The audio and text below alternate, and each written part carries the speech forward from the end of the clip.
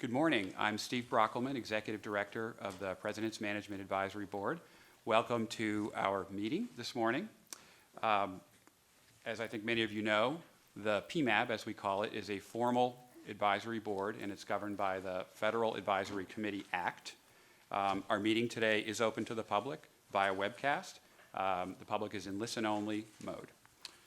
So I think we're actually ready to get underway. Let me turn it over to the chair of the PMAB, Beth Cobert. Hi, I'm Beth Cobert, the Deputy Director for Management at OMB. It's delightful to have everybody here today and to have this terrific group gathered for a discussion around a number of management issues and how we can continue our efforts to improve management across the government in a way that really impacts citizens and businesses in a positive way. We're delighted to welcome Valerie Jarrett to join us for at least a part of this morning. I know your day is really busy, and we really appreciate you stopping by. Valerie's responsibilities at the White House are numerous. It includes overseeing the offices of public engagement and intergovernmental affairs and chairing the White House Council on Women and Girls. Before joining the administration, Valerie had a distinguished career in the public and private sectors. She was the CEO of Habitat Company, chairman of the Chicago Transit Board, and the board of the Chicago Stock Exchange, and deputy chief of staff for Mayor Richard Daley. She's been a director of the Federal Reserve Bank of Chicago and chairman of the Board of Trustees at the University of Chicago Medical Center.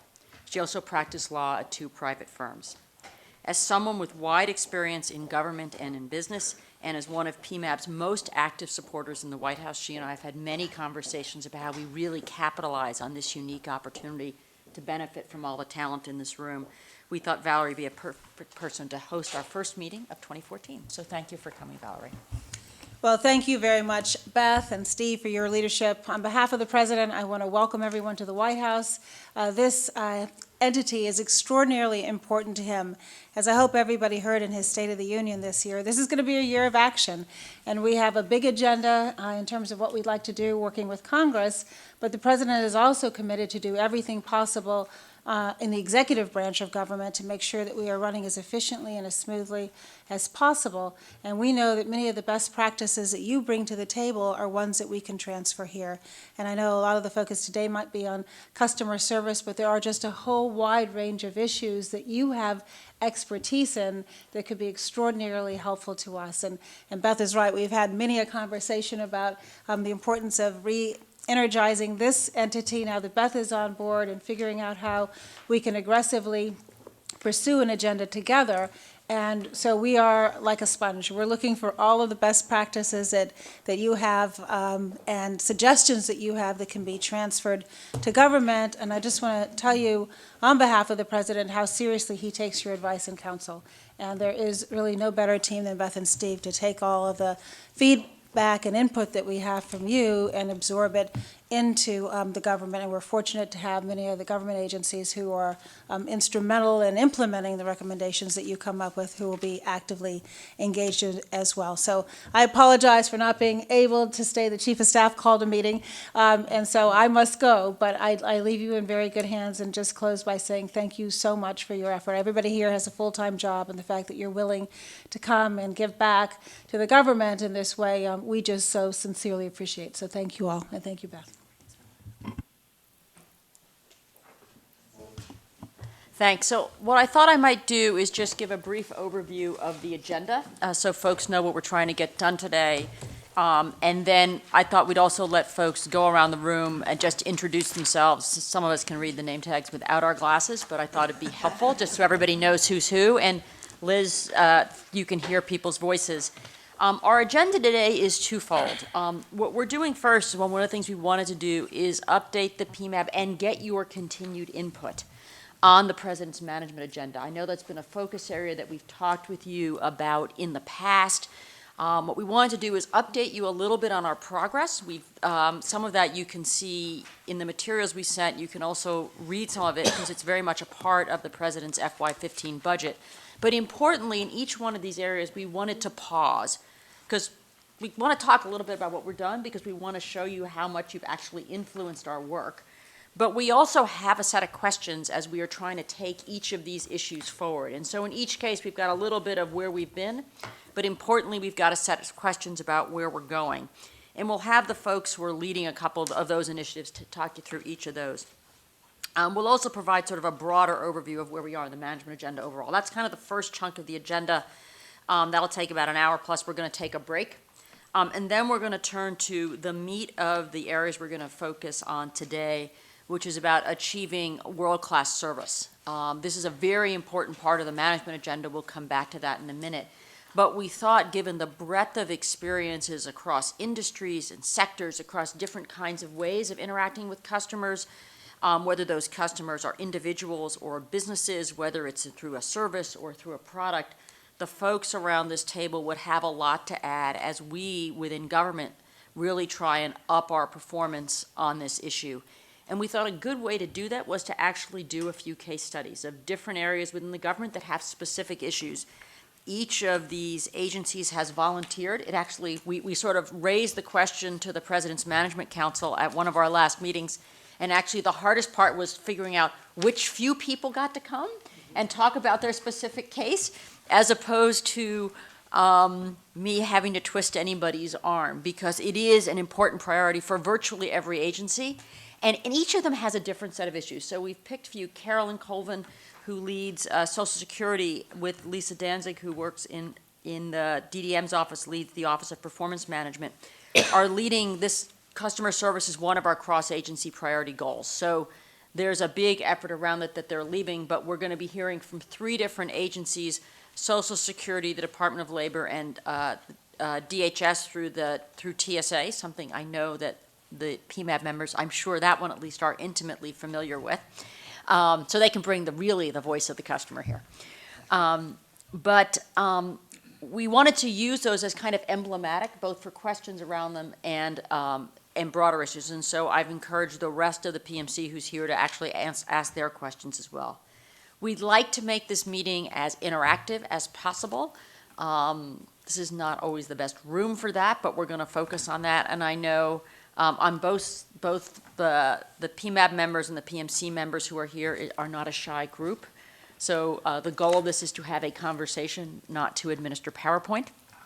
But that's what we're going to do today. We will go through that. We will adjourn our meeting at 12:15, and then we've got some lunch for those of you, the PMC and the PMAB. Just because you've been here all morning, we thought we could give you a nice box lunch. Don't expect too much. So with that, let me get started and sort of walk through some of these pieces. And we've got materials in front of you. And again, but let's do introductions first. So Steve, why don't we just start? We can go down that side of the table. Steve Brockelman, PMAB. Joe Salvatore with TSA. Good morning, Eric Sellis now, Department of Labor. Hi, I'm Ellen Herbst. I'm the CFO of the Department of Commerce. Chris Liu, the Deputy Secretary of Labor. Bill Core, Deputy Secretary of HHS, and just wanted to say that I've been joined by our Assistant Secretary for Administration, Ned Holland, who's sitting behind Beth. Mike Connor, Deputy Secretary, Department of the Interior. Victor Mendez, I'm the Acting Deputy Secretary at Transportation. I'm Chris Keminsky. I'm the Acting Undersecretary for Management at DHS. Hi, I'm Tyra Mariani, Chief of Staff to our Deputy Secretary at the Department of Education. I'm Helen Konofsky, the Acting Deputy Secretary at the Department of Housing and Urban Development. Hi, I'm Teresa Gruber, the Assistant Deputy Commissioner for Operations at the Social Security Administration. Lisa Danzig, the Associate Director of Personnel Performance at OMB and co-lead for the Customer Service Goal. Carolyn Coleman, Acting Commissioner and Deputy Commissioner at Social Security Administration and co-lead for Lisa. Good morning, Nani Coloretti, Assistant Secretary for Management at Treasury. Good morning, Sarah Bloom-Raskin, the Deputy Treasury Secretary. Good morning, Catherine Archuleta, Director of the Office of Personnel Management. Enrique Salem, former President, CEO, and President of Symantec. Sam Gilliland, representing Sabre. Beth Cobert, Deputy Director for Management at OMB. I'm Gail McGovern, the President and CEO of the American Red Cross. Jeff Kindler, former CEO of Pfizer. Liz Smith, Blooming Brands. Thank you, Liz. So what I'd like to do first is talk about the management agenda and a little bit of how we've got here and where we're going. As you know, we started out, and actually all of the people in this room have been part of this process of developing the President's management agenda. We started by listening. We listened to the PMAB. We listened to individuals across government from frontline through the cabinet. We listened to Congress, we listened to the American people, and developed an agenda that has 4 central pillars. We think of this as a living agenda, but we know that these pillars are going to remain at its core. It's the specific actions underneath that we will continue to evolve over time, and discussions like this and the discussions we continue to have across government about the management agenda are the vehicle by which we're going to make things evolve. We highlighted some of this in the budget last month, and for the PMAB members that are here, you will recognize a number of these things that are important initiatives are all things that, in fact, you have worked on and helped shape for us, and for that, we're very grateful. The pillars of the agenda focus on effectiveness, efficiency and value, economic growth, and people and culture. And this is held up on page 4. And by the way, do feel free to interrupt as we go. What I thought I might do is give a quick overview about where we are, very quick overview about the agenda, and then we're going to come back to some of the specific areas that the PMAB worked on and talk about our progress and talk about some places where our progress may not be as much as we would have liked and get some more good guidance about how we can accelerate. But in each of these cases, what we're trying to do is figure out how we can make improvements that will really be things that people can touch and feel. So if we start on effectiveness, and if we turn to page 5, there's sort of 2 core elements around effectiveness. One is around customer service. The other is around what we're calling smarter IT. In customer service is really thinking about, and again, we'll talk about this today, how can we get the government in the way it operates to meet the expectations that the American people have from, frankly, companies like yours that provide great service day in and day out. I think from my private sector experience and here, I would say that individuals' expectations about customer service, about responsiveness, have absolutely risen at an absolute level over time. They want to know things instantaneously. They want responsiveness. They're more than willing to make their points of view known, and they have many more ways to do that than they did in the past, besides writing letters that would make their way to the CEO's office. And so we've got to do some things around that. We're thinking about this in a number of different areas. We've done some work, for example, and you can think of this as a service around infrastructure permitting. How do we unwind all the knots that it takes to get projects approved?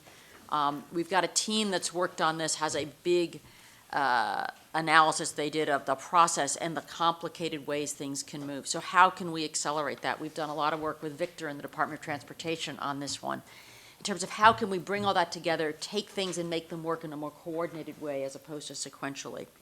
We're also doing a range of initiatives, and that's what we'll focus on later, technology-enabled and non-technology-enabled.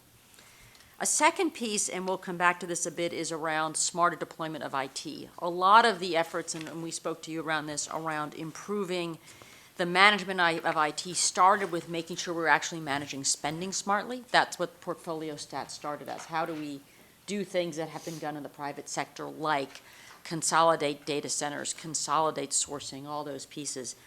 And we've made progress there, much more to do, but we're still going to be focused on that, as well as thinking about how can we do a better job of delivering development of new initiatives and bring better companies in to work with the government. FB Open, which is this little icon at the bottom of the page here, is an effort that working through GSA is a new way, taking the old complicated sort of federal biz ops thing and making it a way that small businesses can get access and understand government services better. So that's an overview there. We'll come back to each of those in a minute. Efficiency, again, we'll talk about some of these. There's a whole range of things about very much making sure we are getting the right return on the taxpayers' dollars and we're spending smartly, particularly for the more commodity-like things that go on in government. So whether that's expanding shared services, the work on Freeze the Footprint that you helped us with, we'll come back to that. We've done a lot of work on grants reform, taking what were 8 different sets of hundreds of pages of guidelines and consolidating those into one. So whether you're a state or local government, a university, a nonprofit, receiving grants from the federal government, if you, as we go forward, whether you get a grant from the Department of Health and Human Services or the Department of Labor or someplace else, the basic guidelines and definitions are the same, and you don't have to figure out yourself each way to do this. In the university community who gets grants from the multiple science agencies across government, this is a very important issue to make sure that they're actually spending their time on research and not on analyzing distinctive grants guidance. In that process, we did a lot of reaching out to stakeholders, particularly the grants community. The photo there is actually of a webcast that we did to announce the new guidelines. It's still through the comment period, and we continue to reach out and get input on how to make that better and also protect the government's interests. So having, audits that can be shared across governments and doing those appropriately, more risk-based in terms of how you think about doing things. So a number of things on efficiency. Next piece a bit is on how can we use better management to help fuel economic growth. Big opportunities, some of these things are on the left-hand side of the page, about how do we take innovation from lab, support the effort of innovation from lab to market, whether it's through programs with the National Science Foundation and bolstering their innovation core, opening up federal labs, the entire open data initiative that the government's been pursuing, data sets that have been released on adverse effects of drugs, continuing work with information on weather and crops and performance that helps citizens and are being able to be delivered in a machine-readable way so that citizens can access them, people can build tools on top of them, and create some of the growing companies we've seen that really leverage this data. And the last piece, and I won't dwell on it here because Catherine's going to talk about it in a minute, is around people. When we did this work and reached out to within government and beyond, one of the things we heard is about the criticality of the federal workforce and how we won't be able to get any of the things that we just described done without a real focus on how we have an engaged workforce, how we build the talents we need, how we bring the talents we need for the future. There's a number of core initiatives around that Catherine is largely leading with Jonathan McBride and teams from across government. And we've started to make some progress around using the wealth of data in the employee dashboard, the Federal Employee Viewpoint Survey, which is done across government every year in a way that gets it to a granular level. So as a manager, you can understand your performance versus others. Tools that have been done to help take advantage of talent that exists in agencies. We've done ongoing work, which Catherine can describe, on the SES development effort, again, building off the work that we did with all of you. So those are the core elements of the agenda. We're very much focused on driving these forward. If you go to page 8, which is the slide without the lovely pictures on it, one of the things that's, I think, important to all of us, and I'm sure you would all tell us if we asked you, is nice to have goals. How do you create a system that creates accountability for those, drives performance, and holds people accountable? You need some way of driving performance management. The framework that's been put in place, partly through congressional mandate of the GIPRA Modernization Act, actually sets a great framework for us to do that.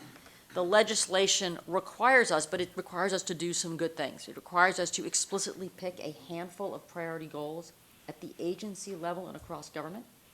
It requires us to identify who is going to lead those goals, so you need to actually have a goal leader. It requires you to set targets, ideally quantitative targets so you can measure performance, and it requires you to report publicly every quarter on how you're doing. And as I came into the public sector from the private sector, I said, well, what do I want a performance management system to do? I need to know I need to know what we're trying to get done. I need to know who's responsible. You got to have something to measure them on. You got to have some way to figure out whether they're making progress. So the framework that was established is actually quite helpful. And so there's a process where we have these federal cross-agency priority goals. Every element of the management agenda that I just described is a cross-agency priority goal. So you too, whether you're in the room or watching on the web, can actually go every quarter and see our updates on performance.gov. They're pretty simple. They're not overly prescribed in terms of what they need to be, but they actually have to do that, and it creates great accountability. It's really a useful tool. So we have cross-agency priority goals for all of the elements of the management agenda, as well as a number of sort of implementation-focused administration priorities. Those are set every 4 years, so we've just set them for the rest of the administration. Each of the agencies, so all the folks on the other side of the table, have been through a similar process within their agencies of saying, what are they trying to achieve?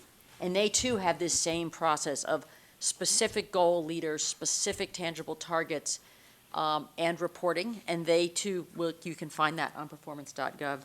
And then finally, the agencies this year, it's the first time we've actually had them all done at the same time, have written strategic plans. It's an agency-driven process coordinated by OMB. And so you could think about this in the past when we did strategic reviews. It's as if you had the different divisions or business units in an enterprise writing their strategic plans at different times of the year, which when you get to things like resource allocation, corporate enterprise-wide priority setting, if like one group just finished their 5-year plan and the next group is about to start theirs, it's kind of hard to bring those together. And so one of the mandates of the new version of the Modernization Act was to actually bring those together so you can look across the government. They're due 1 year after you start the administration, so now each of the agencies has strategic plans. They're doing strategic reviews now, and that will help shape their goals for the remaining of the term. And so this is the thing we're going to be holding ourselves accountable to for driving results, and I think presents a pretty simple but effective framework for us to drive things going forward. Questions, comments? A couple of observations from me from 6 months in, and then we're going to turn to the specific updates. As I've spoken to all of you, this is my first stint inside the public sector, so I've learned many new things in the last 6 months. And it's been a fantastic experience and a real honor to get to serve. So I thought I'd just provide a couple of my personal observations about where we are. The first is that there is genuine progress being made on these initiatives inside of agencies, not always at an even pace, but there actually is lots of progress being made. And we're actually having real impact, and you can see and touch it when you go and speak to people there. We had a great, call it sort of a bit of a talent fair at the 2 PMC meetings ago, right? Where we had individuals from agencies, and I don't want to steal all of Catherine's thunder. She's going to talk about it. We had this great session where we had within individual agencies. They had taken the initiative to do things. They'd created a skills marketplace in EPA. You've got a lot of people, right, within agencies who are very much driven by passion and talent about their mission. But they work in a piece of the organization. How can you get them working more across that still respects all the guidelines you do? And so they'd created this mechanism to let people sort of spend a piece of their time working on other projects. And it was particularly valuable at a time, in the world of sequester and tight budgets where things like training budgets, development budgets had been significantly cut. So how could you create a professional development opportunity that enabled them to apply their talent, and how could you enable them to actually do work that would get them excited? Because being a federal employee over the last couple of years has been tough on many dimensions. Can I add something in Yeah, there? yeah.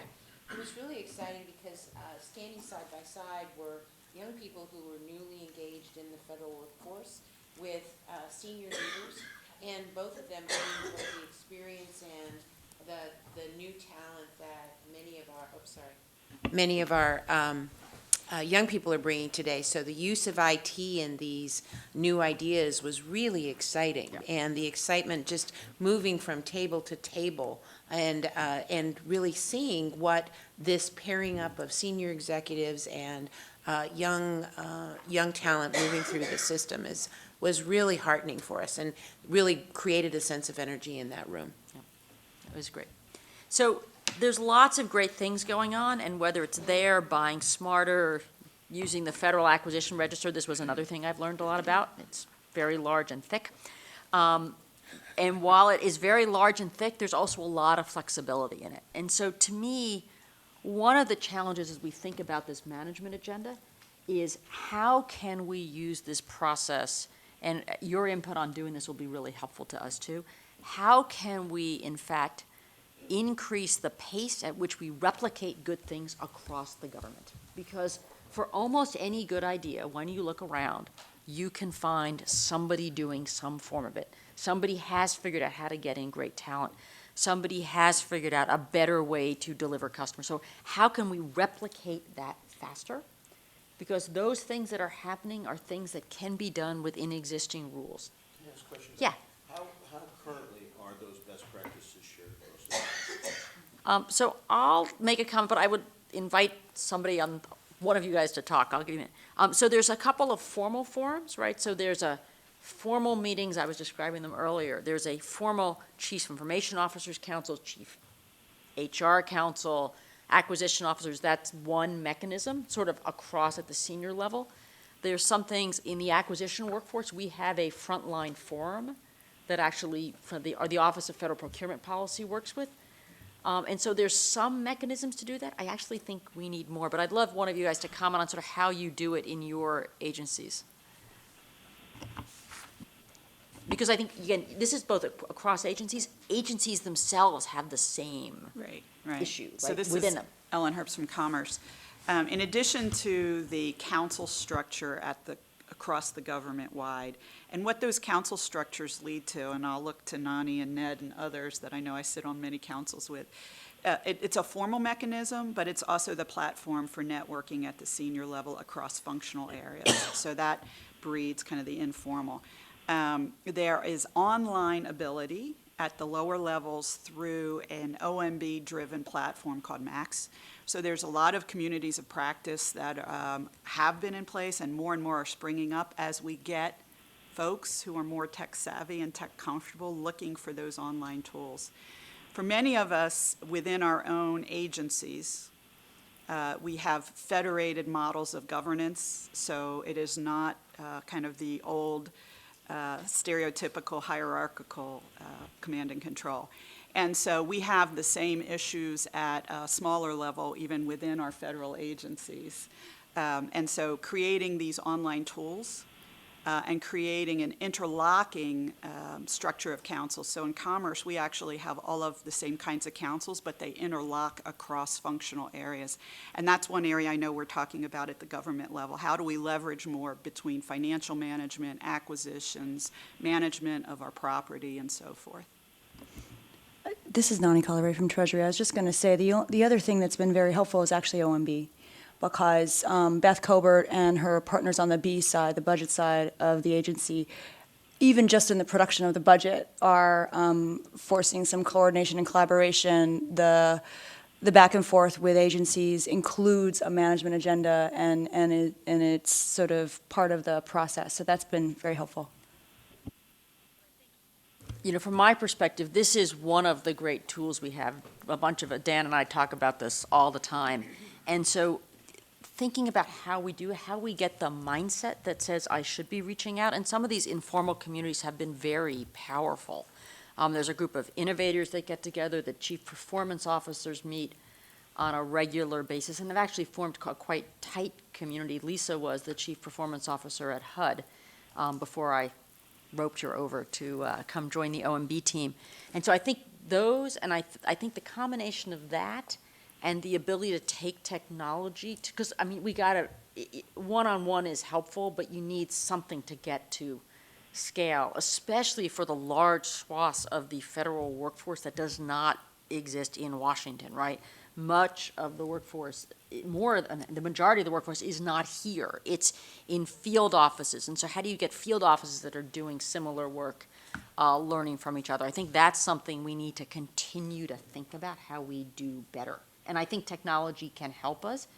I think technology combined with a mindset, that's also, it is a mindset piece to me that you gotta think about, which is the proactive thought that when I have a good idea, one of my obligations is to share it, right? That's sort of, and at the receiving end, when I have a problem, one of the first things I should do is look around and ask for help, right?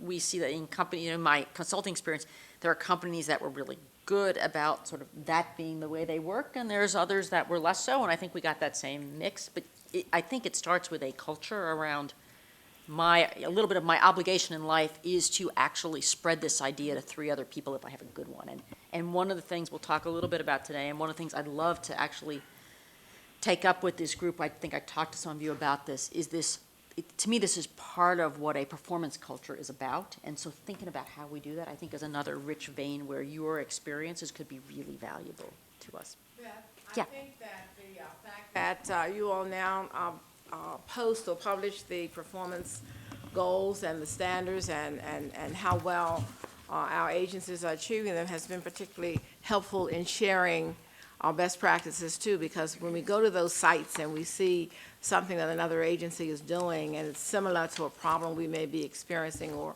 a service improvement area, we are able then to make that contact. And without that posting, in many instances, it would be difficult to know what's there.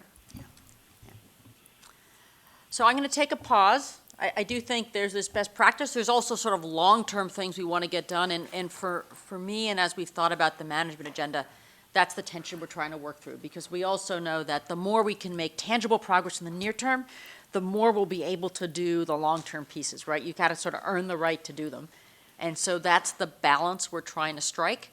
And that's the part of the agenda that's the living agenda, right? We want to actually, my goal next year is to say this is no longer on the management agenda because it's done, or at least it's embedded and operational. We've done that with some of the pieces. We changed some of our cross-agency priority goals, not because we're finished, but because they now have a home, they now have owners, they've become more institutionalized, and so we can use the cross-agency process to kind of start the next wave or reinvigorate those that still need a push. With that, I'm going to turn it over to my partner in crime on many things, Dan Tanglerini, who leads the General Services Administration. So, thank you very much, Beth, and thank you very much, everyone, for your continued service on the President's Management Advisory Board. And it's fun to come back and present to this group again, particularly on some areas where I think we've actually had, as a result of your assistance, some tremendous success. If I can build on something that Beth was just talking about, I think one of the fallacies a lot of people have is that there is one single monolithic federal government, and that there's an assumption that there's one single monolithic federal government culture. And even if you're willing to accept that that isn't the case, it's a fair assumption to make that even agencies are semi-monolithic. But as you peel back the envelope, you realize, the agencies are oftentimes just holding companies. And what we frequently forget or miss the opportunity to realize is the benefit of the scale and the scope of the federal government. We miss opportunities for us to collaborate and cooperate. I'll talk as I go through strategic sourcing, and I also get freeze the footprint. I get two great things to talk about today. I'll talk a little bit about some work that Beth has really been a tremendous leader in helping us move forward and actually getting common definitions. And it's surprising, while we may operate under the same laws, and while we have 4,000 pages of the federal acquisition regulation that we all buy under, it's interesting how oftentimes the definitions, the terms, the standards aren't there for us to really leverage the scale and scope of the government. In the case of strategic sourcing, which is the first area I'll talk about, we've made tremendous progress, and I would credit a good chunk of that progress, frankly, to this body and the fact that you've really driven home to those of us who are participating in this body and those of us who are watching this body and those of us who have to go testify before Congress about these subjects, that frankly this is the best practice in industry. And that if we miss the opportunity to leverage the scale and scope of the government, if we miss the opportunity to collect our buying and go to the market with a single face, we're missing an opportunity to get the best value, the best price, and oftentimes the best quality of the goods that we could qualify for. On slide 11, we talk a little bit about what we've done as a result of the work that you've really helped energize around strategic sourcing. We have a strategic sourcing leadership council comprised of various different agencies who are, collectively the 80% of the buy, the classic 80-20. They have regular meetings, quarterly meetings, and we do reporting on how people are performing against the strategic source efforts that we've put into play. We also work with that group to assign co-ownership of the strategic sourcing activities so that there is some sense of equity in these activities. Because that's, and I'll talk a little bit about the challenges in a bit, that's one of the biggest challenges, is getting agency ownership, getting, frankly, acquisition staff buy-in. Dan, let me ask you a question. I mean, obviously we've gone through some of these materials, and the progress is obviously clear.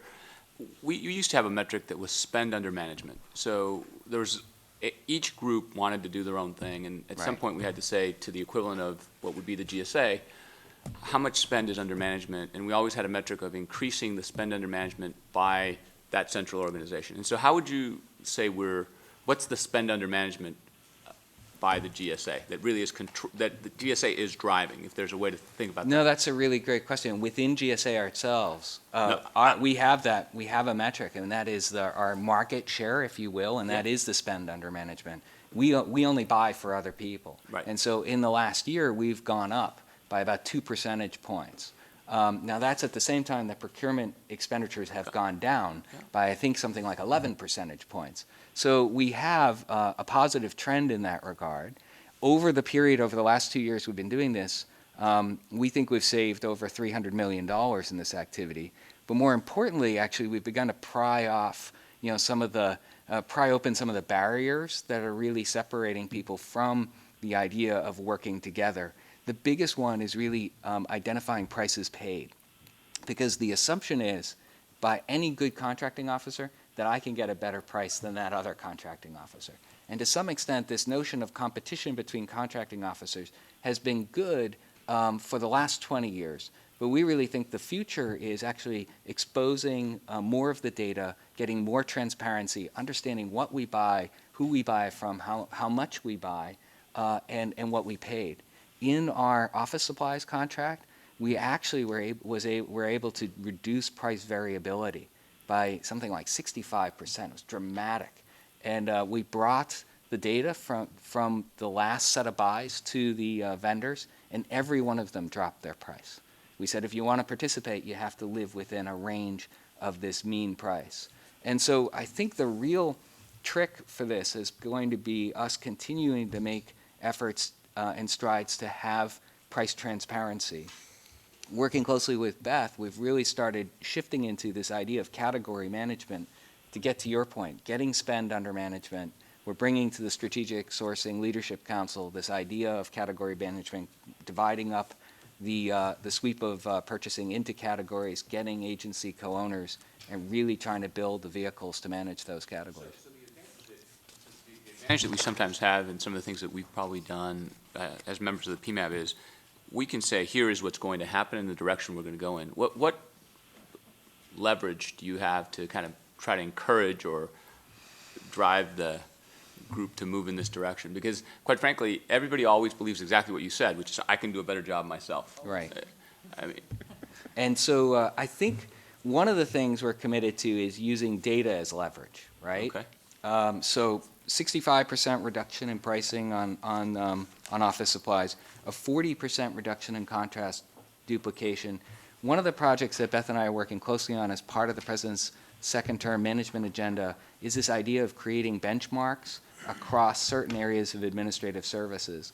In the acquisition side, we're interested in cost-to-spend metrics. So how much are you spending in order to save that money, if you know what I mean? How many people do you have?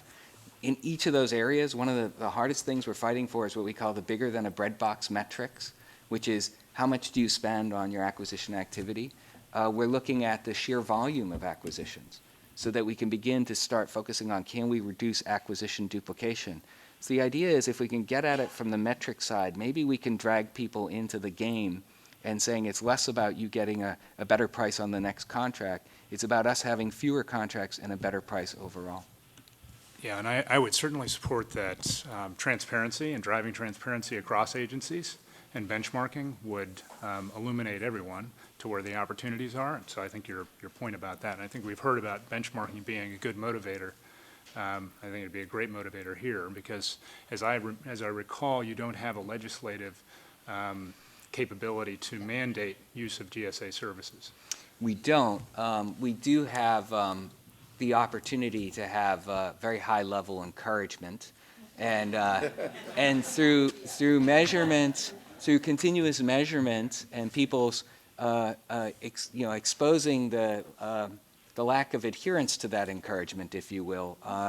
I think you find that we've found that there's generally a desire to have people be in the better part of the report rather than the worst part of the report. Dan, do you return all the savings back to the agencies pro rata? So any savings they get to keep. right? So the idea is that if it's not costing them as much, they're not spending as much. They get to keep the savings. So the trick is really to try to demonstrate for people the cost of what it would have been if they had done it themselves versus what we've been able to save them by working collectively with us. We've tried to show that through cost to spend and say, well, look, how much time does it take you to do this? How much does it cost for you to buy stuff? That's money that you're leaving on the table. It could have been put back into But the program. the point is, they directly financially benefit from the savings. Directly financially benefit from the savings. And those who don't participate don't. That's true. The question is, what level of realization do they have of whether they're benefiting or not? How do they get that information? How does that information get pushed up to the executive level so that the decision can be made at the executive level rather than at the operating level? Yeah. So Beth and I were just talking about this yesterday. You know, we've been at it for a couple of years. Yes. And I think the next step we're going to take, because we have been driving it through the acquisition workforce, and we got some really early wins. Our wireless contracts were ridiculous, basically. And Everybody's are. But we got the benefit of the hard work of taking the data as it was, doing the right analysis and so forth. But I think the next step goes to, Jeff, the point you were asking about. We've been driving it through the acquisition workforce. What we need to do is help executive managers in the programs understand that they get more mission for their money if they support and drive this through the line operations. Because while the acquisition folks are part of the planning and so forth, it all starts with requirements that come out of the program and line offices. And what we've recognized is, while we have done a good job of highlighting, recognizing, and sharing overall the savings for each of the categories we've gone after, when it gets down to that individual line manager who's actually making the decision at the front end what to do, we haven't done as good a job as we could in educating them to the benefit of putting the work in up front to get the savings later that goes right back into their mission. So I think that's the area we're going to focus on next as we continue to pick off categories of buying. Now, does that person you're describing, they get a direct financial benefit? They do, but it doesn't show up as a, here's your savings from last year's work in your budget. That's the thing. It's kind of an invisible savings. To aspire to. Right, and last year, it was dollars that they weren't spending that they didn't have to cut through sequestration. So it was really hard to get them to see, this is the money you didn't have to take out of your mission side because we saved it for you on your PC buys, on your wireless contract buys, and so forth. So we've got to do a better job of making that more visible to our line managers. Yes, the other impediment I've experienced in this area, I don't know if you do, is people have relationships with vendors. They rely on a certain individualized service and quality that they like, and when it gets centralized, they feel they lose that. You encountered that? And it goes to requirement setting. So if you can work with the line managers to get them to do a more sophisticated job of thinking about their requirements, because in some cases their requirements are defined by what they've been getting from particular vendors, and they haven't stepped back necessarily and said, what do I need, without reference to a particular product or a particular service delivery mechanism. I think that's how we get at that, because yes, there is that issue, and it's there for a good reason. If they've gotten good service or they've gotten good value for what they're buying, Sure. Asking them to kind of take the leap of faith and work with us, there's some education that needs to be done there. So I think, Jeff, your point's an excellent one. It's one of the biggest challenges. How do you convince people to cede some control? Right. And that's what it comes down to. And that's the interesting thing. That is in my 20-plus years in public service, I found that is the coin of the realm, is some level of control. Because there's so much you don't control in these environments that the idea is if you can... It's no different in the private sector. Okay, that's good to know. Sam? One thing we struggled with early on when we were tackling this issue was data acquisition. So getting at contracts across agencies or even within agencies, it was difficult. I think we talked about a Treasury example where it was very difficult to compile all the data within one place. How do you feel like we're progressing as it relates to that, getting the data that we need to even understand where our costs are? I believe we're making actually substantial progress, but I don't want anyone to think that this is like victory around the corner. We still don't have even within existing agencies' common contracting writing systems. I don't have one in GSA, and I've been working at it for 2 years now. These things are very complicated, and these processes have been built iteratively over time. We spent our spring break at the Grand Canyon, and we're looking at all those geological layers. That's what we've got in our contracting, too, is, you know, a million a year's worth of layers of.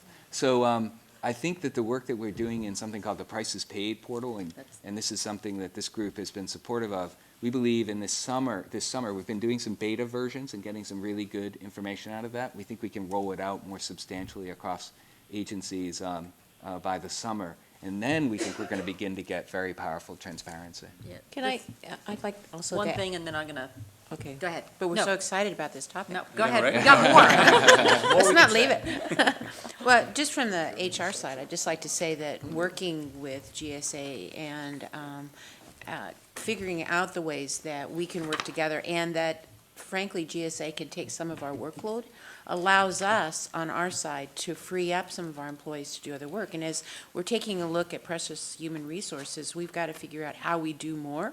And the fact that we can have these types of partnerships with GSA is, especially for small departments like mine, it's a very valuable collaboration that we're engaged in. In fact, we're going to sign a agreement, an MOU with Dan this afternoon to help, he's going to take over some of our responsibilities. It's going to save us money and it's going to save us human resources. You know, hi, it's Liz. I just wanted to build on that. It's a provocative thought that, you know, sometimes when you have too many people working on something, collaboration actually, you know, is inhibited. And so, you know, ways that, you know, we've solved this in the past is that sometimes you wait till you have the solve and then you repurpose the people on other things. Sometimes if you just repurpose people, it has an amazing way, since there's just more, the same amount of work and less people focus on that issue of clarifying, getting people to break down boundaries, and accepting collaboration, because there's no other way to get the work done. So sometimes if you wait to re-engineer the process to move the resources, it takes twice as long as you just say, okay, I'm moving this group of resources over here. Now the remaining folks, you figure it out, and they simply have to collaborate and share and break down walls because there's just less people focused on that stream of work. That's a really helpful thought. I'm going to just play a little bit of time cop here. Any parting shots from either the PMAB or my colleagues? Because we're going to go on to the next one. We can do this for a while, and we'll let it go. But Dan? Well, I tell you, if you thought procurement was exciting, wait till you talk about space. To the extent that I have any friends left in this town, it's not because I've been working on space, that's for sure. But as a result of the work of PMAB and the focus of the president on finding ways that we can activate the base, the agency's base, and push that back to mission or return it to the taxpayer, we adopted the freeze the footprint strategy. But it was freeze plus. And I think that in the FY15 budget, we've actually seen the efforts of not only the cost curve beginning to slow its rate of increase, but actually begin to bend in the right direction as we stop adding space to the federal inventory starting in FY14, FY15. We've done that by actually doing something pretty straightforward. It comes back to benchmarking, asking agencies to adopt a baseline. We took the FY 2010 space baseline and report on that baseline and report on how they're going to adopt policies that will freeze that baseline and begin to decrease the baseline.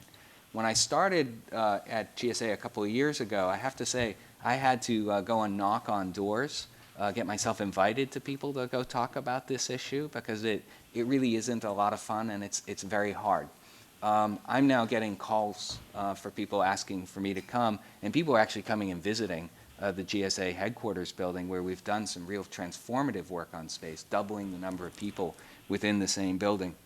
So we think that by adopting the freeze strategy and then really moving hard into measurement so that it's very clear what the baseline is and what each incremental decision is doing against that baseline, we can then move into the next strategy, which is reduce, and really begin to push agencies on saying, how much space do you really need to deliver the mission? as agencies recognize that something that they thought was a fixed cost in their baseline is now variable, that's when people have begun to get excited about the prospect. The long-term annuity value of those savings are quite dramatic. And we've seen, if you combine space with technology, we've seen dramatic increases in terms of productivity and availability of our staff. We've got some really interesting statistics about what happened in the last snow day versus one 4 years ago, given how many of our people are telework eligible and how much technology they have.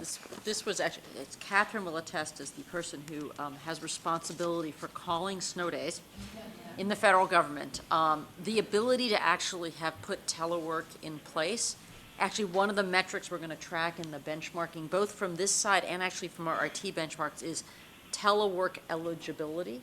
And I think for everybody who was here, because we had a lot of these this winter, or, unscheduled telework, that's the technical term, right?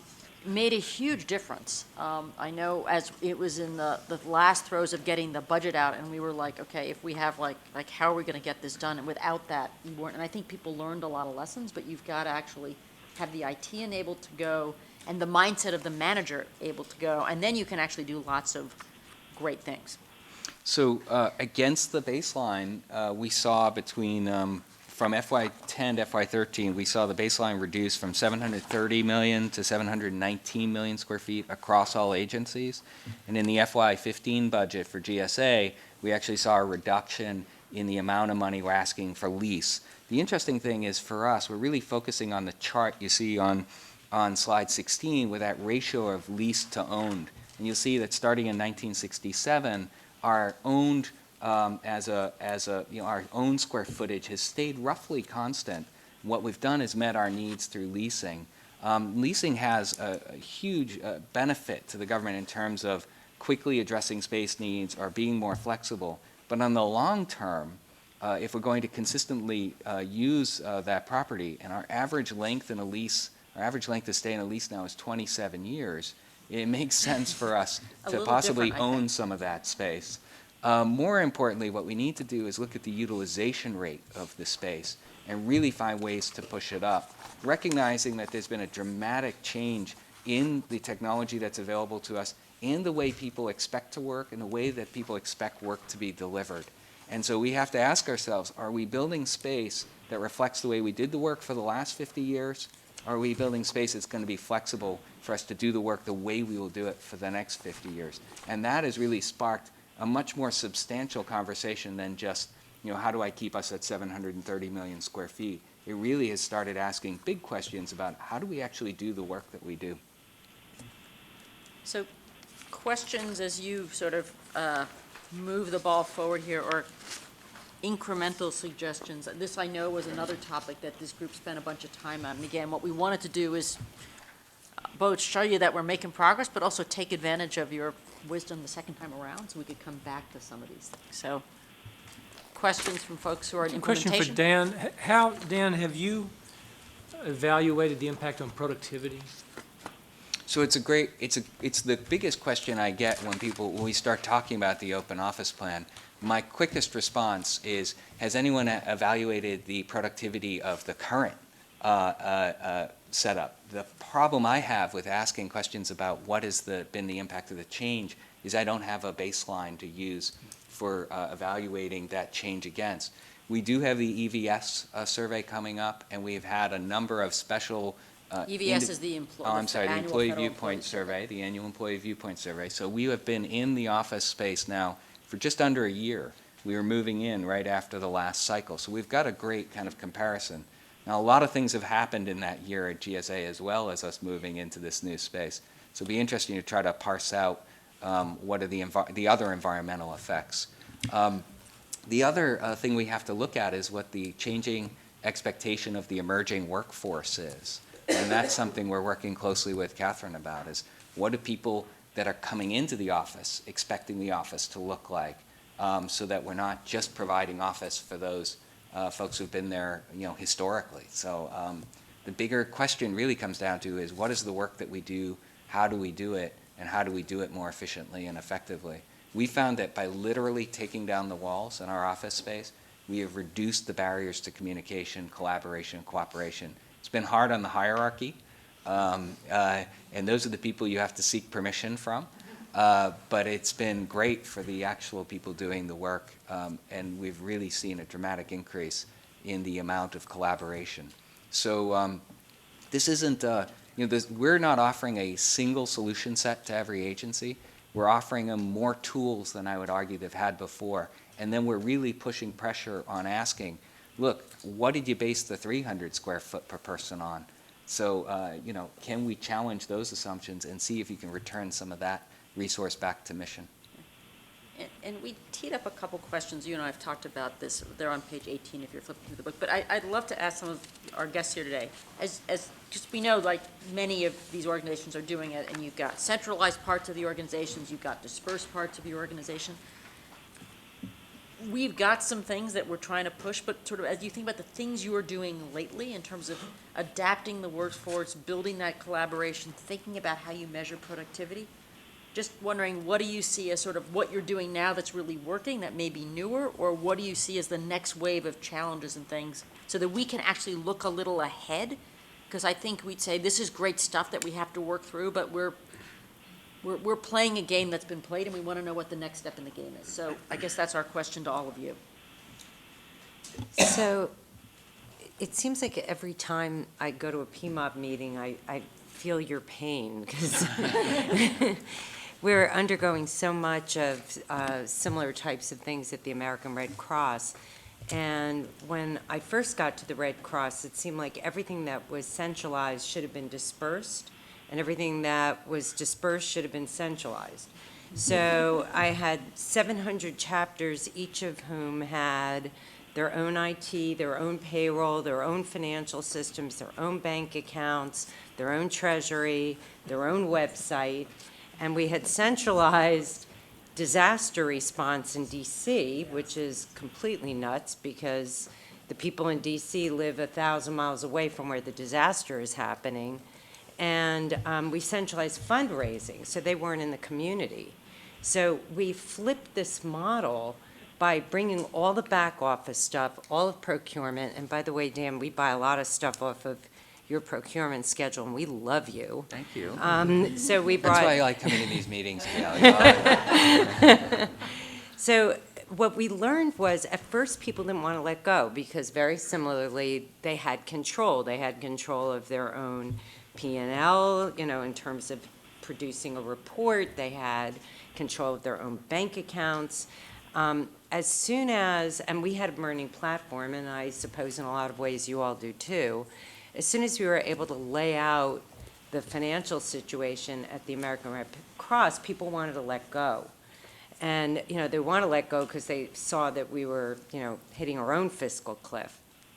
Once they let go of that control, and they realized that we were moving fundraising, disaster response, and anything mission-related into the communities, they loved it. Because no one signs up for a life of public service or a mission-driven organization because they like doing back-office operations.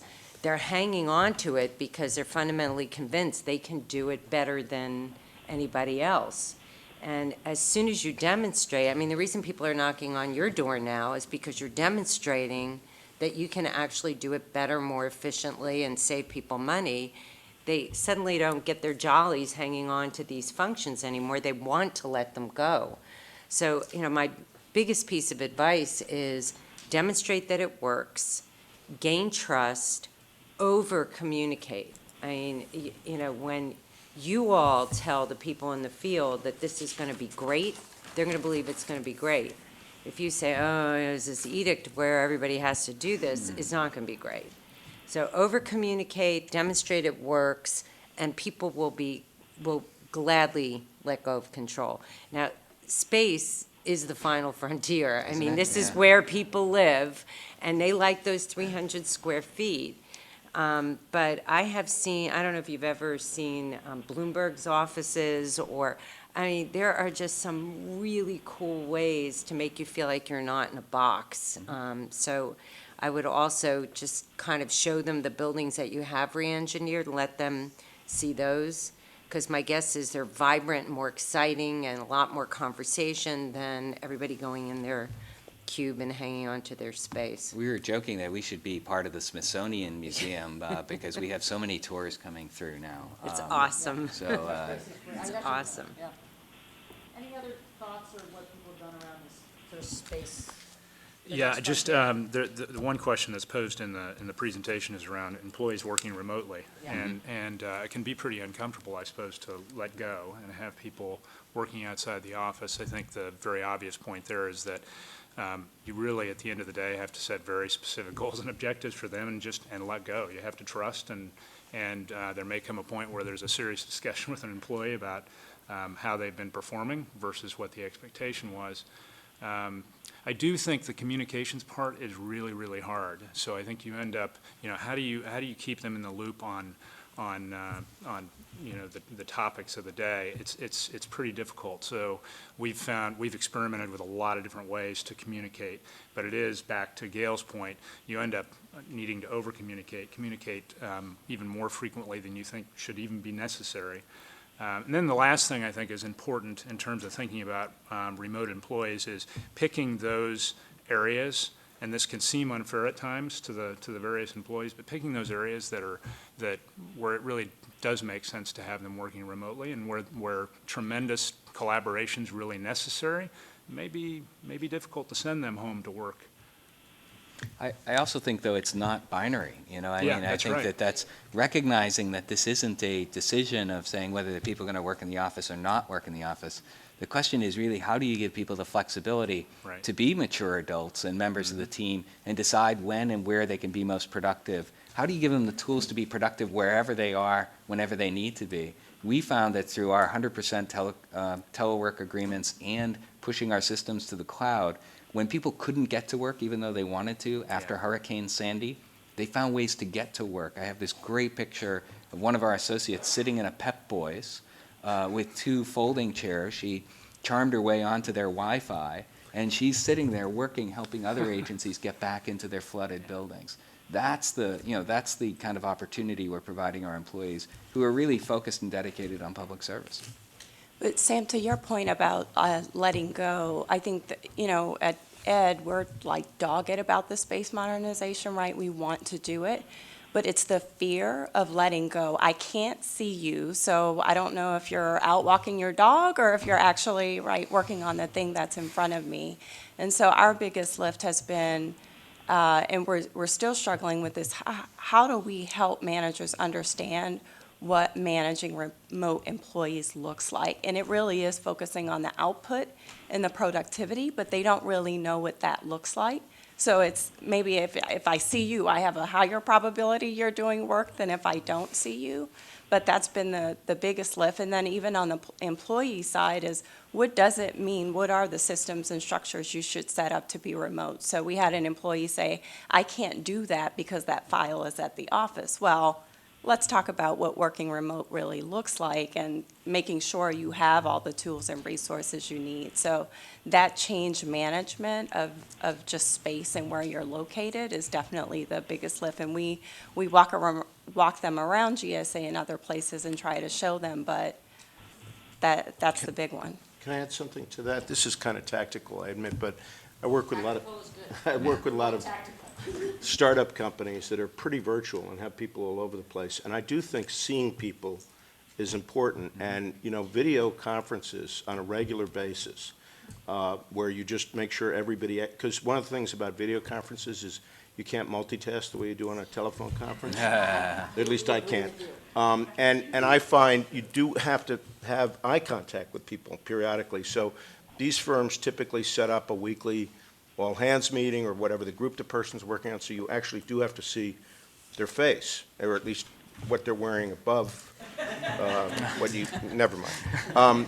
But I do really think it's important that there be some regular human contact. I agree. And to your point about being binary, maybe you work at home a certain number of days, but you come to the office periodically. You set up a schedule whereby people actually have to come in and spend time with their team so they don't just vanish or just a voice on a phone. We've talked to a lot of startups and a lot of incubators as we talk about how design is really important. One of the things we're finding that the bigger managerial challenge is, as technology makes it possible for people to do work anywhere, is how do you actually encourage them to come in? What is it about the space that, instead of it being, your mandate, you have to come to the office to do your work, what do you do to attract people to the office? And we think having the good space, having collaborative environments, having a fun place to be is actually part of the attraction that drags people in, even if they had the option to go and work at home or from a coffee shop. So with that, I'm going to just, again, play time cut. We can go on deep on all of these. And I'm also going to propose a slight shift. I want to spend some time on SES development. That remains a priority of ours, and one, again, where you gave us a lot of help. I'm going to let Catherine do that and try and get us through this piece, focus on some of our next range of questions. I'll do the quick overview of the last two so we can still get our break, because I don't want to cut short the time to focus on the specific case studies and all the folks who are here today anxiously awaiting their chance to get some quality input. So we'll do yours, Catherine, then I'll do the whiz-by. We'll take a break, and we'll come back to the case studies. I'm really excited to be able to be here today. It's my first meeting with the PMAB, and I just want to join Dan and Beth in thanking you for all the support that you've given. We've worked with several of the members here on the issue that we're talking about today, SES development, and so I just want to thank you. I also really want to build a little bit as I go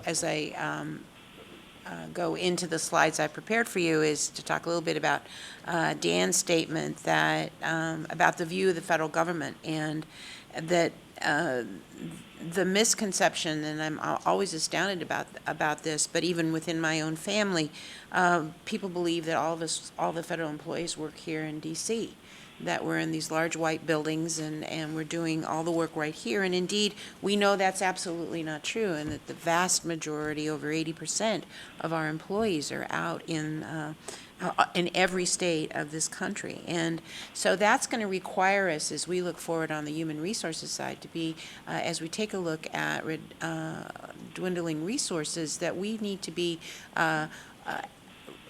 very tech savvy. We need to be tech agile, as my friend Ellen has described. We need to be able to reach our employees wherever they are, whenever we can. And so as we take a look at the training needs that I'm going to talk about today, we have to think about that in terms of how do we reach as many employees as we can in the most cost-effective way. So those are really the most, what I want to underscore as we move through the slides today. But I wanted to really give you an update on two areas that we're working on, the SES, within SES, the development, and our performance management for the Senior Executive Service. I'd like to give you also a quick summary of what we did in 2013, as well as some of the strategies that we have for moving forward in 2014.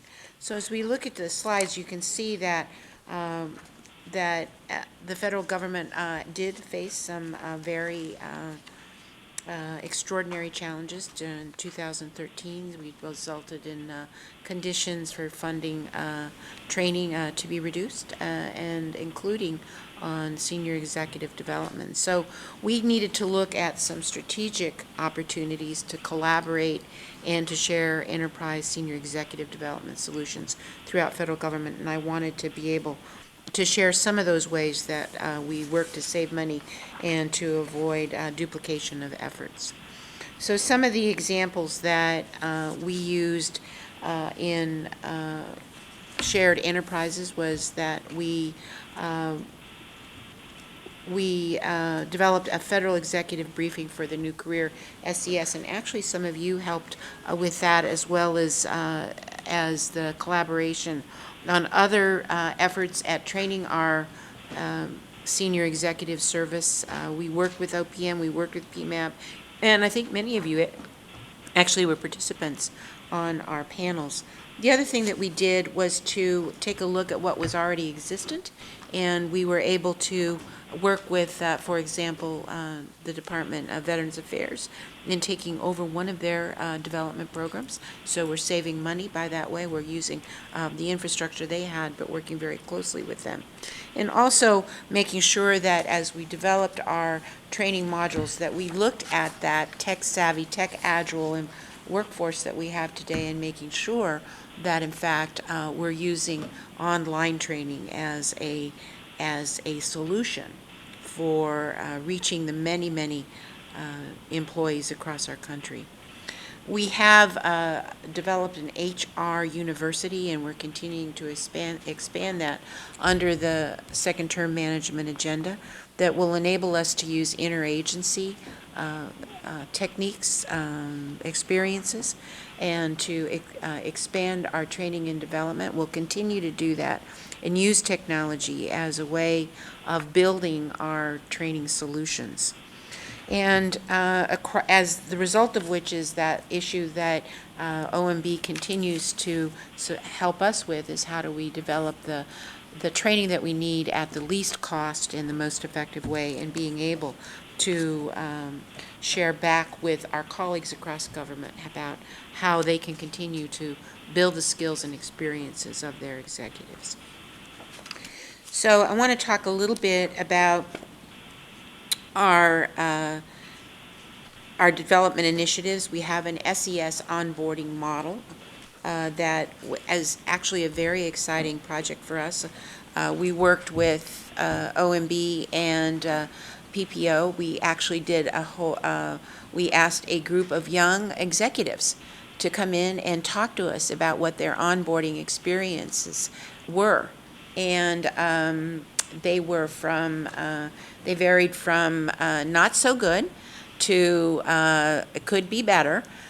So we actually asked them to think about that in over a period of time and come back to us, OPM, OMB, and PPO, and recommend to us how we might improve it. And it was really exciting because they grasped onto this challenge in a way that was really took me out of my comfort zone and put me in another place and said, you know, there's a different way to do this. We can make this more exciting, more valuable to the young, to any SES coming on board, and that the skills that we have, the talents that we have, need to be really built upon. But they're also gave me an insight to how poorly we have done it in the past. So using these young people, and they frankly, I think there were two or three older of us that were in the group, they were able to really help us think about our SES onboarding model. The result of which is that we are going to adopt many of the recommendations, almost all of the recommendations that they brought to us, and we're going to use that as a training module, not only for them, but for their supervisors and the individuals they work with. We're also developing a curriculum for leadership that really is looking at the 21st century senior executive life cycle. We want to be able to build their skills even as they come on board and throughout their life cycle as a senior executive. We want to be sure that these individuals have the support they need to do the work that they've been assigned throughout government. These solutions have to be enterprise-wide, so as we think about what we can do, again, with the resources that we have, both human and financial, is really taking a look at how technology can help us get that done. One of the things that has been, I think, a question in my mind is really where are we headed with the workforce? Where are we headed with our as senior executives? How can we respond to what they need, but also how can we anticipate how that's going to change in the future? So one of the things I would love to be able to talk to more of you about is really what is that workforce of the future, and what should we be anticipating the needs. I tell my staff on a regular basis that if I'm thinking about what our workforce needs are right now, I'm not doing my job. I need to be thinking about what our workforce needs are going to be 5 years from now and building up to reach that.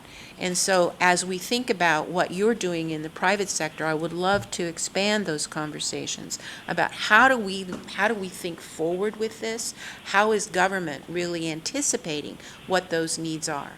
what I can tell you is that the types of jobs, the types of skills that we're going to need in the workforce is changing dramatically.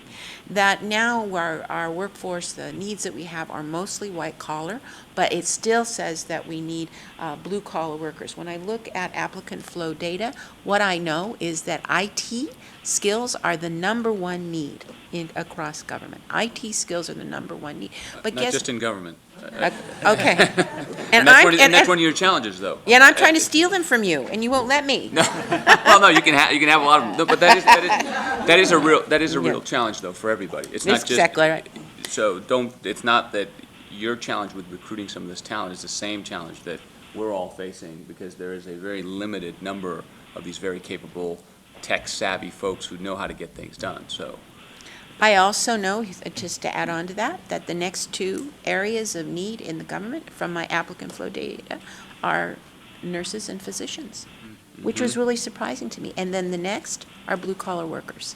So when I take a look at what that need is right now and how do I project that into the future, that's what I have to be planning for. That's what I have to be planning on the recruiting side and also on the training side. So as we take a look at our SES development, I've really got to be thinking about not what we're doing right now, but what we need to do in the future. And that's why I think that the conversations that we can have around our executive development are going to be so important to me. The other piece that I'd like to just quickly talk about, because I know I'm running out of time, I'm way past, is how do we evaluate this performance management by our SES, and how do we? You've helped us in supporting our work on the interagency design and the implementation of the common SES performance appraisal system, and thank you very much, because 90% of the departments and agencies across federal government are now using this SES appraisal system. So that is dramatic improvement, and so this common solution across agency is successful because it's developed through a diverse and an inclusive multi-sector collaboration. It's eliminated that duplication of efforts. It's provided us an opportunity to achieve tremendous efficiencies, cost savings, and other economies of scale, while providing what we need across government, that is clarity, consistency, equity, and transferability of the SES performance rating across the agencies. So I'm really excited about that success. We obviously continue to work towards 100%, and we know that we have to untie some knots to get that done, but we're working at that. We are, I think I'm talking probably a little too fast, so I'm going to slow down a little bit, because the question is really more important than the presentation. We have so much to learn from the private sector. We have an opportunity with PMAB, I think, to sit back and say, okay, how do we address these needs? How do we sort of take a look at our workforce in a way that is future-oriented? Because that's the planning that we need, that I need as the director of the Office of Personnel Management. That support and your leadership, and I think probably you have the expertise, experience, and in particular the experience to help guide me as I take a look at those needs. When I speak to a variety of organizations, including students, they wonder how we collaborate with the private sector and what we can learn from the private sector. And what I'm quick to point out is that we learn from each other, that both government and the private sector learn from one another. We have very unique characteristics, but there is always this common thread, and that's our personnel. And how we manage personnel really means really reflects on how successfully we not only hire, but how we train and develop our personnel. And so at the senior executive level and all levels of government, we are very dedicated to making sure that we keep the people that we hire. because the investment we make in recruiting an individual is so high that if we don't do everything we can to keep that individual, it's a lost investment for us. Questions, comments? There's so many places we could go with this one, I can't even begin to start, So, just one question. Oh, I'm sorry. Go ahead. Okay, I just wanted to comment. In transportation, we actually, a couple of weeks ago, had with Secretary Fox, a little get-together, coffee with about 10 or 12 SCSs. Some of the younger ones happen to have gone to the onboarding process, the initiative. Very, very articulate young man decided to come and visit with me on the onboarding process. Sounds very promising. I mean, he just couldn't say enough about what we need to do to move on with the next generation. I think the challenge that I see is that we're transitioning to the emerging workforce, if you will. And a lot of the same folks that are going to help us get there are the SCSs that have been in place for a long time. And so you get into some of the challenges, for example, with teleworking. It's not that they're bad people, they just have a certain view of the world, a certain experience, and it's hard for us to get them into, what does the next generation look like? It's a cultural issue, I think. And so I think that's one of the biggest challenges that I see.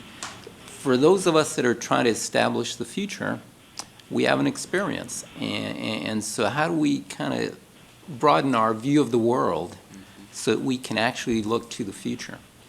Because if we can't, it's going to inhibit how far we can go with that.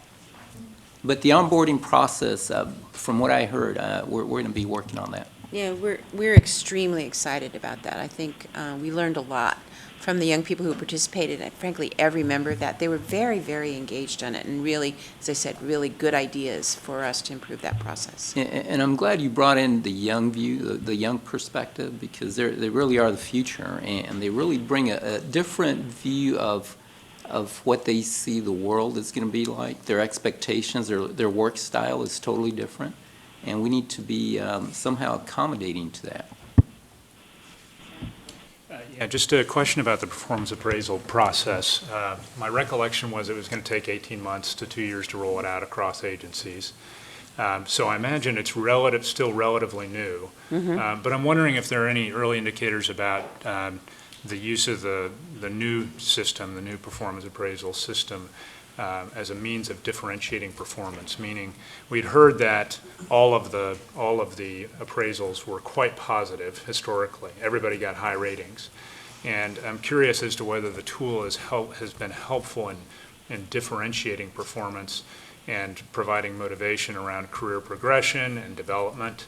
Have you seen any early indicators of that? I can speak from my own organization in that the appraisal system, and I've been in government long enough to know that everybody got a great appraisal, or it was traditional that people just got a great. Everybody was doing extraordinary, and now with the new appraisal system, at least at OPM, what we're finding is that the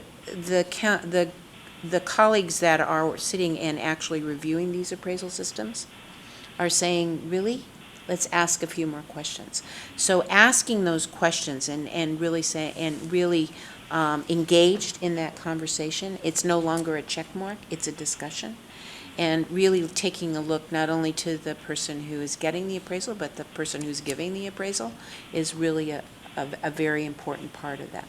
So that both sides of that know what's going on, and as managers, as directors and department heads, we have an understanding of what we're asking our executive service to do, but also how are we viewing their performance, because we've got to be sure that people are progressing, and the feedback that we can give within those systems is critical for that success. I think one of the steps we need to focus on next, we now have a common vocabulary and a common format.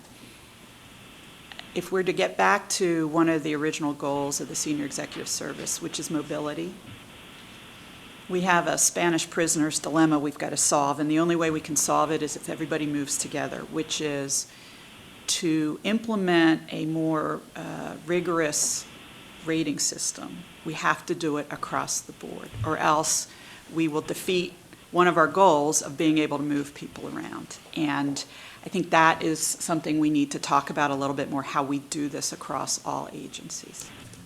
But we've seen, so that's a common issue, and so what we had to do was kind of compare how we were rating individuals and have that conversation and have that happen frequently, because we suffered from the same problem. 21,000 person organization, obviously much smaller scale, but we found very disparate measurement, and what it did create was a problem where it created inequities, and it also made it hard to move people around. So then what we did is we created, maybe to your point, some of these groups would get together and discuss, here's what a 3 rating means, here's what that individual looks like, you know this individual, here's what they've done, and here's why they got that rating. Here's what a 4 looks like, here's what a 5 looks like. And that conversation did over time create a better system. At OPM, our associate directors sit together, and they look at these evaluations, and they have to account to one another about why they rated their executive this. And so now they're responsible for everybody. They're not just responsible for their office. And it's easier for a smaller agency to do that. I understand, the enormity of Homeland Security or Commerce or Transportation. It's often difficult to do that. But my insistence was that you need to do that because we're all accountable to one another. And if we adhere to the SES model of being able to move a senior executive from office to office, we've got to be able to do that. So I'm going to get my favorite role of the day, which is time cop. We can follow up after, partly because I really don't want to, we're going to there's a couple of topics in here, improper payments, IT. We'll come back to those. You can look through the materials. They'll all be available. And some of those we're going to talk, the IT will come out in the midst of the next conversation. Let me propose we take a 10-minute, not a 15-minute break, a real 10 minutes. We will start promptly at 10:40. There's facilities out in the hall and coffee if you need some. You can have it out in the hall. And we will come back promptly, start at 10:40. Lisa and Carolyn will take us through a quick intro, and then we will delve into our case studies. So thank you. Liz, I'm going to put you on mute, and I'll turn you back on when we come back in. Sounds good. 10:40. 10:40.